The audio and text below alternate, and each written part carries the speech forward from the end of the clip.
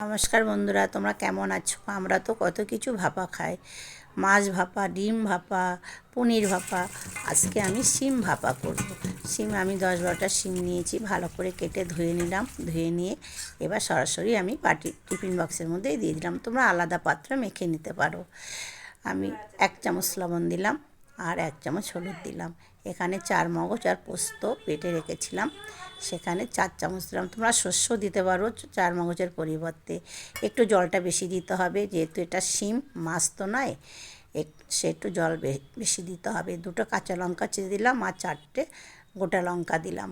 তারপরে উপর থেকে সর্ষে তেল দিয়ে দিলাম, দিয়ে ধনেপাতা কুচিয়ে দিলাম, দিয়ে তারপরে ঢাকনা বন্ধ করে দিলাম। এদিকে গ্যাসে কড়াইতে জল বসিয়ে দিয়েছি একটা স্ট্যান্ড দিয়ে। তারপরে টিফিন বক্সটা বসিয়ে দিয়ে একটা গামলা দিয়ে ঢেকে দিলাম। এটা 15-20 মিনিট সিম করে রান্না করব। দেখো হয়ে গেছে রান্নাটা। আমার এই রান্নাটা যদি ভালো লেগে থাকে বন্ধুরা, আমার চ্যানেলে লাইক, শেয়ার, সাবস্ক্রাইব, কমেন্ট করে দেবেন।